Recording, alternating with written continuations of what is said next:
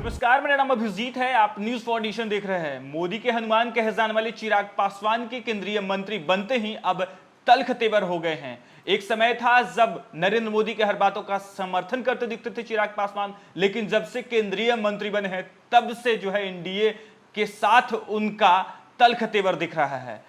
चाहे SC ST creamy layer की बात हो या लैटरल एंट्री की बात हो या भारत बंद का विरोध हो, तमाम इन मुद्दों पर जो है चिराग पासवान मोदी के बातों का समर्थन करते नहीं दिखे हैं। अब जातिगत जनगणना का जब विपक्ष लगातार आवाज उठा रही है, तब चिराग पासवान विपक्ष के साथ खड़े नजर आ रहे हैं। क्या है पूरी खबर, आइए आपको हम विस्तार से बताते हैं। नरेंद्र मोदी के हनुमान चिराग पासवान ने एक बार फिर तीखे तेवर दिखाए हैं।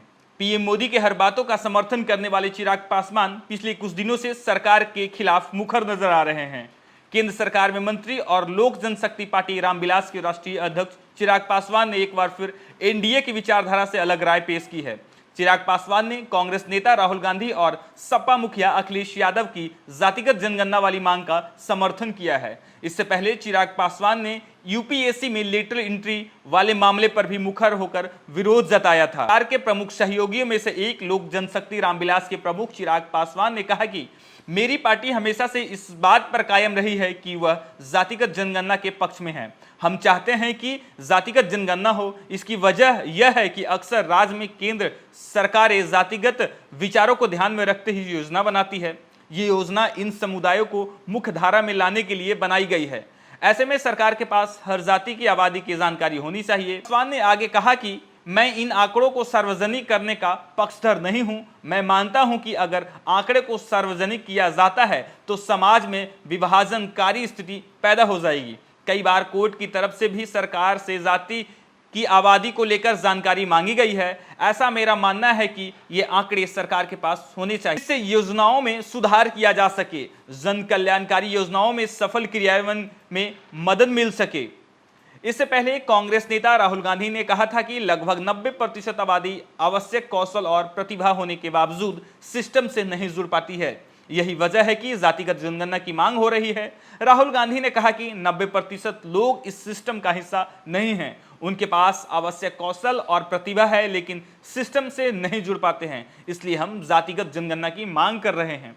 केंद्रीय मंत्री गिरिराज सिंह ने कहा कि जातिगत जनगणना अनिवार्य है और प्रधानमंत्री नरेंद्र मोदी सही समय पर इसे कराएंगे। भी सवाल किया है कि राहुल गांधी राष्ट्रीय जातिगत जनगणना की मांग क्यों करते रहते हैं, जब कर्नाटक में कांग्रेस सरकार ने अभी तक राज्य में जातिगत जनगणना के नतीजे जारी नहीं किए हैं। केंद्रीय गृह मंत्री अमित शाह ने पिछले साल स्पष्ट किया था कि बीजेपी कभी भी जातिगत जनगणना के विचार के खिलाफ नहीं थी, लेकिन इस बात पर जोर दिया था कि निर्णय बहुत सोच समझकर लेने पड़ते हैं। जब बीपीएससी में लेटरल एंट्री को लेकर देश में सियासी पारा चढ़ा हुआ था, उस वक्त केंद्रीय मंत्री चिराग पासवान ने कहा और मेरी पूरी पार्टी स्पष्ट राय रखती है कि सरकार को कोई भी नियुक्तियां उसमें आरक्षण को ध्यान में रखकर करना चाहिए। निजी क्षेत्र में ऐसे कोई भी व्यवस्था नहीं है। ऐसे में कोई भी सरकारी नियुक्ति होती है, चाहे किसी भी स्तर पर हो, उसमें आरक्षण के प्रावधानों को ध्यान में रखना चाहिए। इसमें नहीं रखा गया है, यह हमारे लिए चिंता का विषय है। मैं खुद सरकार का हिस्सा हूं और मैं इसे सरकार के समक्ष रखूंगा। हाँ, मेरी पार्टी इसे कतई सहमत नहीं है। मंत्री और बिहार की हाजीपुर लोकसभा सीट से सांसद चिराग पासवान एक बार फिर लोक जनशक्ति पार्टी रामविलास के राष्ट्रीय अध्यक्ष बनाया गया है। रविवार को रांची में आयोजित पार्टी के राष्ट्रीय कार्यकारिणी की बैठक में यह फैसला लिया गया। चिराग पासवान के पिता रामविलास पासवान के निधन के बाद उनकी पार्टी में कलह हो गई थी। उनके चाचा पशुपति पारस और चिराग पासवान के बीच खुलकर सामने आई थी। पशुपति पारस पर पार्टी तोड़ने का आरोप भी चिराग पासवान ने लगाया था। अब इसके बाद चिराग पासवान ने पार्टी को फिर से मजबूत किया। हाल में ही हुए लोकसभा चुनाव में उनके गुट के 5 लोकसभा सांसद जीतकर सदन में गए हैं। उनकी सीटों पर जीत हुई। दूसरी तरफ उनके चाचा पशुपति पारस को एक भी सीट नहीं दी गई थी। राजनीति के जानकार बताते हैं कि लोकसभा चुनाव में सभी सीटों पर जीतकर चिराग पासवान एक बार फिर से पार्टी के राष्ट्रीय अध्यक्ष बनने पर चिराग पासवान की बड़ी जीत है। इससे राजनीति में उनका कद जो है ऊंचा होगा।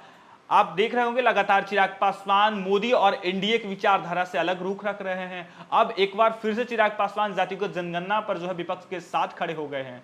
लगातार नरेंद्र मोदी के साथ और समर्थन में रहने वाले चिराग पासवान अब जब से केंद्रीय मंत्री बने हैं तब से एनडीए और भाजपा पर जो है तेवर तल्ख कर दी हैं। फिलहाल के लिए इतना ही। आप देखते रहिए न्यूज़ फॉर नेशन।